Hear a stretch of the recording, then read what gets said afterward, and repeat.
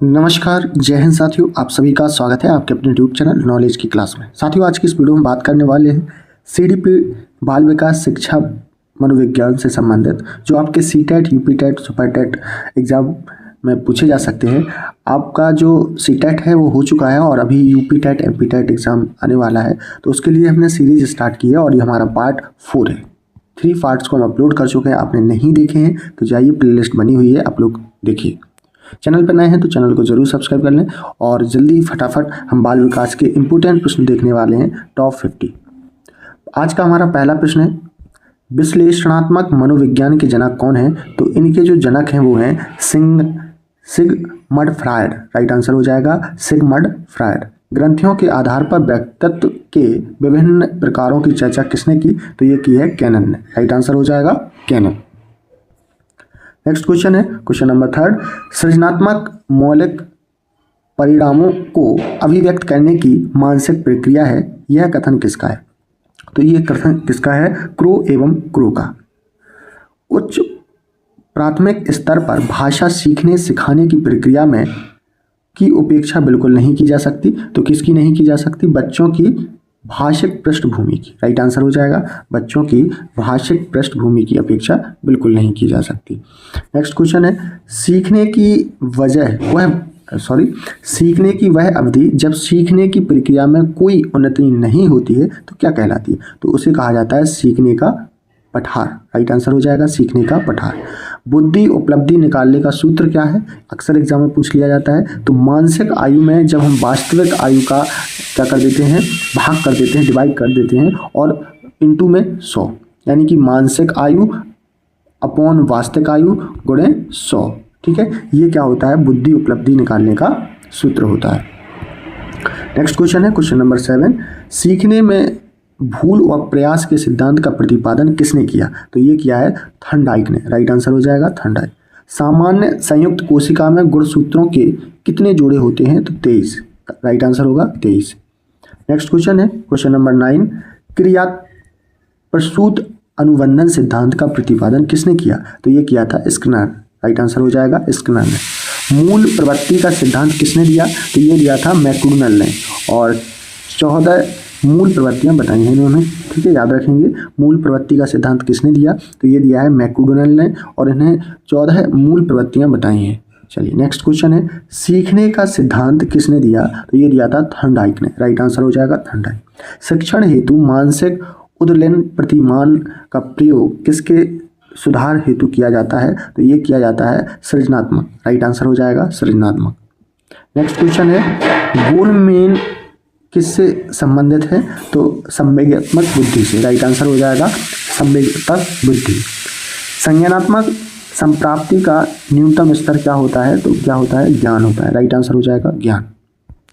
एक बालक जो साइकिल चलाना जानता है, मोटर बाइक चलाना सीख रहा है, यह किसका उदाहरण होगा? तो यह है ऊर्ध्व अधिगम अंतरण का। राइट आंसर हो जाएगा ऊर्ध्व अधिगम अंतरण। अभ्यास एवं त्रुटि का सिद्धांत किसने दिया? तो ये दिया था थॉर्नडाइक ने। राइट आंसर हो जाएगा थॉर्नडाइक। अधिगम अनुभव और प्रशिक्षण के परिणाम स्वरूप व्यवहार में परिवर्तन है, यह कथन किनके द्वारा दिया गया? तो ये दिया गया गेट्स और अन्य के द्वारा। राइट आंसर हो जाएगा गेट्स और अन्य। स्टैनफोर्ड विनय परीक्षण किसका मापन करता है? तो ये करता है बुद्धि का। इंपोर्टेंट प्रश्न है, इसे आप याद रखेंगे। स्टैनफोर्ड विनय परीक्षण किसका मापन करता है? तो बुद्धि का। राइट आंसर हो जाएगा बुद्धि।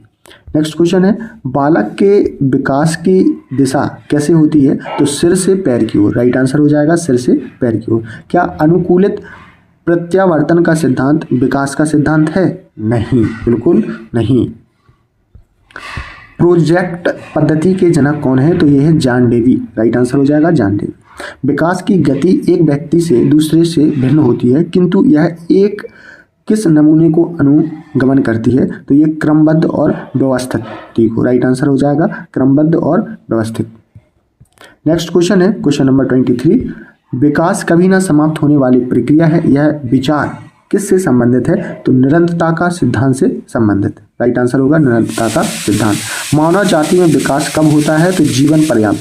राइट आंसर होगा जीवन पर्यंत। क्वेश्चन नंबर 25, क्या विकास संयोगों का परिणाम है? तो आंसर होगा नहीं। एक बच्चा ईर्ष्या का प्रदर्शन कब करता है? तो 12 माह की आयु में। राइट आंसर हो जाएगा 12 माह की आयु। साथियों, अभी तक आपने वीडियो को लाइक नहीं किया है तो लाइक कर दें। चैनल को सब्सक्राइब नहीं किए हैं तो चैनल को भी जरूर सब्सक्राइब कर लें। जो भी आपके भाई बहन दोस्त तैयारी कर रहे हैं और CDP उनकी बहुत ही कमज़ोर है तो इस सीरीज से जुड़ने के लिए उनको जरूर कहें। चलिए नेक्स्ट क्वेश्चन है, खिलौनों की आयु किस अवस्था को कहा जाता है? तो पूर्व बाल्यावस्था। राइट आंसर हो जाएगा पूर्व बाल्यावस्था। क्या समूह में रहने की अवस्था पूर्व बाल्यावस्था की विशेषता है? तो आंसर होगा नहीं। शेष अवस्था मानव विकास की कौन सी अवस्था है? तो प्रथम अवस्था है। जी हाँ, शेष अवस्था विकास की क्या है? प्रथम अवस्था है, फर्स्ट अवस्था मानी जाती है। विकास में वृद्धि से क्या तात्पर्य है? तो वजन में वृद्धि। अधिगम क्षमता किससे प्रभावित नहीं होती है? तो राष्ट्रीयता से। राइट आंसर हो जाएगा राष्ट्रीयता। किस अधिगम मनोविज्ञान ने बाल अधिगम विकास में पुरस्कार को महत्व नहीं दिया है? तो ग्रथरी। राइट आंसर हो जाएगा ग्रथरी। नेक्स्ट क्वेश्चन है, किस सिद्धांत के अनुसार बालक का गामक और भाषा संबंधी विकास होता है? तो विकास क्रम का सिद्धांत में। राइट आंसर हो जाएगा विकास क्रम का सिद्धांत। स्व केंद्रित अवस्था कब से कब तक होती है? तो 3 से 6 वर्ष तक। राइट आंसर हो जाएगा 3 से 6 वर्ष। माँ बाप के साय से बाहर निकल अपने साथी बालकों की संगत को पसंद करना किस अवस्था से संबंधित है? तो पूर्व बाल्यावस्था। राइट आंसर हो जाएगा पूर्व बाल्यावस्था। मानसिक परिपक्वता की ऊंचाइयों को छूने के लिए प्रयत्नरत रहना किस अवस्था से संबंधित है? तो किशोरावस्था से। राइट आंसर हो जाएगा किशोरावस्था। सीखने की प्रक्रिया को प्रभावित करने वाले कारक क्या क्या हैं? तो अनुकरण, प्रशंसा एवं निंदा, प्रतियोगिता। क्या क्या है? सीखने की प्रक्रिया यानी प्रोसेस को प्रभावित करने वाले कारक। तो अनुकरण, प्रशंसा एवं निंदा, प्रतियोगिता।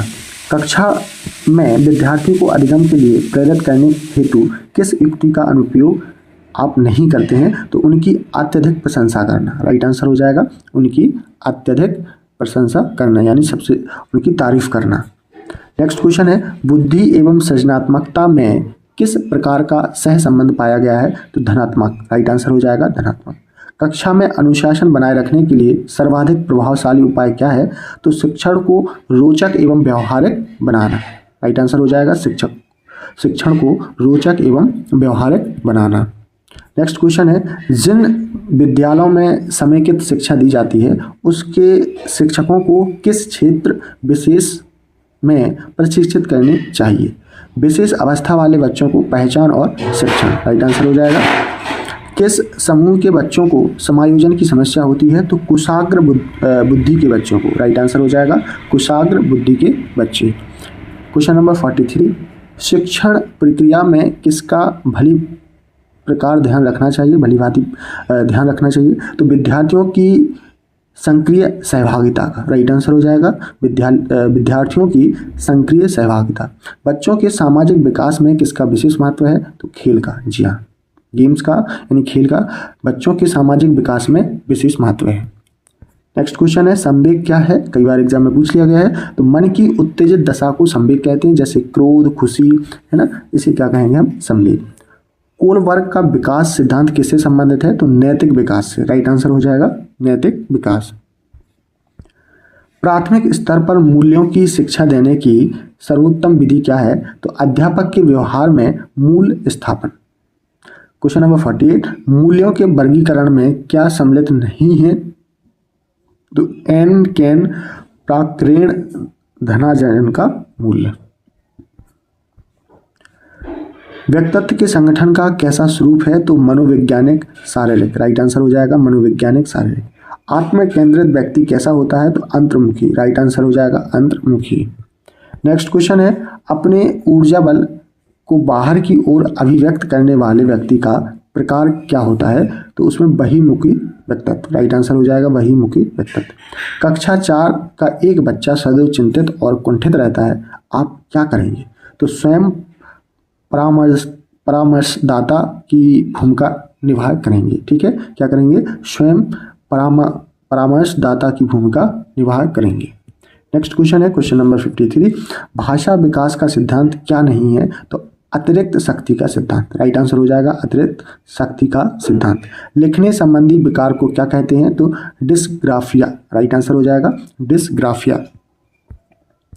विनय साइमन परीक्षण द्वारा किसका मापन किया जाता है? तो सामान्य बुद्धि का।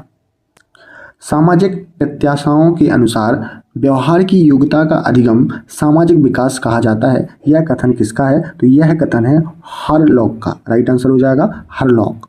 इंपोर्टेंट प्रश्न है, इसे याद रखेंगे।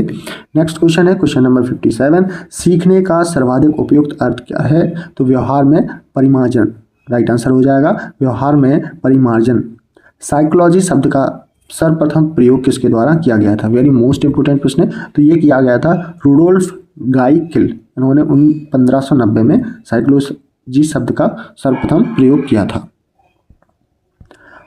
चलिए, भारत में पहला मनोवैज्ञानिक विभाग किस विश्वविद्यालय में स्थापित किया गया है? तो ये किया गया है कलकत्ता विश्वविद्यालय में, याद रखेंगे।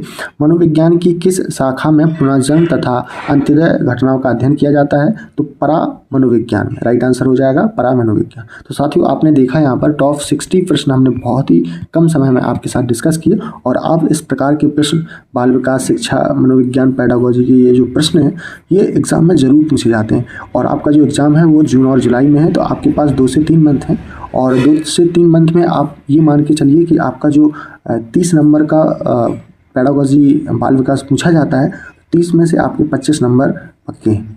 अगर आप हमारे साथ बने रहते हैं, थोड़ा बहुत आप डेली 5 से 10 मिनट समय देते हैं। तो चलिए मिलते हैं नेक्स्ट पार्ट में, तब तक के लिए नमस्कार, जय हिंद।